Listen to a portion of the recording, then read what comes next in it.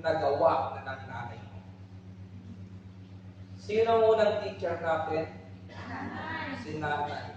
Sino ang unang abogada ng buhay mo? Si nanay. Sino ang unang karpintero ng buhay mo? Si nanay. Totoo yan, mga kapatid. Ako mas natutuwa, akong mas malaki ang mga anak ko sa nanay nila kaysa sa akin. Dahil kung pag-uusapan po ang pagod at hirap, siguro 40% sa akin. Dahil yung pinansyal galing sa aking pulsa, pero 60% mga kapatid galing sa aking libahan. Naranasan ko ng aking anak umiiyak. Patulog na ako, karga pa ng misis ko. Naranasan ko na yung aking sa ospital. Kaya nga, kahit hindi ako mapansin ng mga anak ko at regaluhan ako, okay lang. Marami namang mga sister na hindi yun. Gusto ko lang sabihin, mga kapatid, okay lang na masigit nilang bigyan atensyon ng kanilang nanay. Dahil unang-una, pag pinag-usapan ng emosyon, mas emotional ang misis ko, lagi ko akong kalmado. Ang misis ko, manood lang ng Korean novela. Hindi pa natatapos yung novela, mas marami pang patak ng luha kaysa doon sa direktor ng kanyang pinanonood. Mahirap din naman siyang katabi manood ng comedy. Umiigas yung kamay at paa kapag natutuwa sa pinanonood, mga kapatid. Kaya kapag comedy na ang pinanonood, di na ako tumatabi. Kasi sakripisyo din naman ang pagtabi sa isang babae na asawang masyadong excited manood ng kaya ka naman lagi kalmado. Pag sinabi niya sa akin, parang hindi ka ba naiiyak sa istorya? Sabi ko, paano ka maiiyak? Istorya lang. Sabi niya sa akin, magpasira ka talaga ng trip sa buhay. Yeah, pero, yun mga kapatid, appreciation, di ba? So, ano sabi ko sa inyo? Thoughtful and dedicated. Isa pang pagkakataon, habang si Jesus po'y nakabayubay sa krus, ang naiwan doon si Blessed Mary. Pansinin niyo yung pagiging thoughtful and dedicated ni Blessed Mary sa paggawa ng unang himala ng Panginoon, naroon siya. Sa panahon na ang Panginoon ay hindi maintindihan ng mga tao sa kanyang paligid, naroon siya. At sa panahon ng pagdurusa ng kanyang anak, naroon siya. Anong gusto kong sabihin, mga kapatid? Nanay, ano ba ang sitwasyong pinagdaanan ng iyong anak, dapat naroon ka.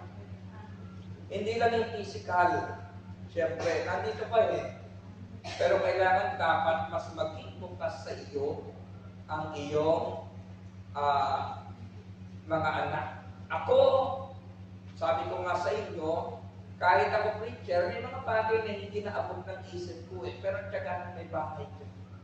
Minsan, tinanong ako ng anak ko, sabi niya, pa, tulungan mo naman ako sa sa assignment ko sa math. Sabi ko, ano ba yung assignment mo?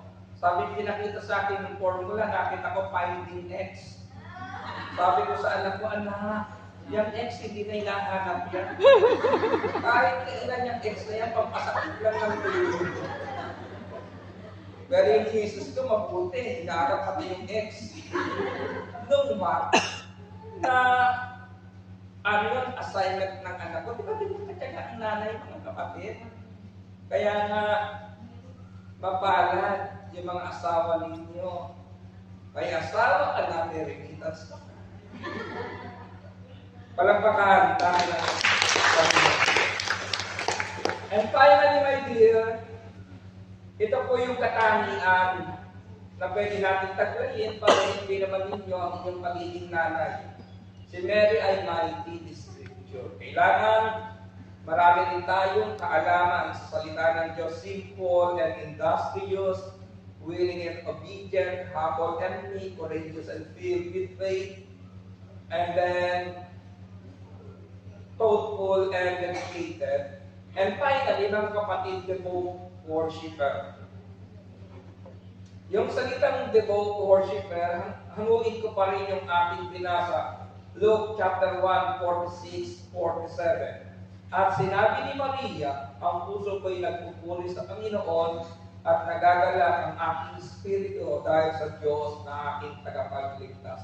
Mga nanay, mga babae ng Diyos, kahit ano man ang inyong pinagdaraanan, ilagay po natin ang ating mga puso pang tayo ay patuloy na magpuri sa Panginoon. Amen. At ipagpapatuloy dito bukas mga kapatid sa Sunday group. Dahil sa ating oras, kailangan na ninyong tumayo at sa oras na ito, yakapin ninyo yung mga prayer requests. At hayaan po natin mga nanay o babae ng Diyos, alayan tayo ng awitin ng ating mga choir in recognition po ng celebration ng Mother's Day bukas.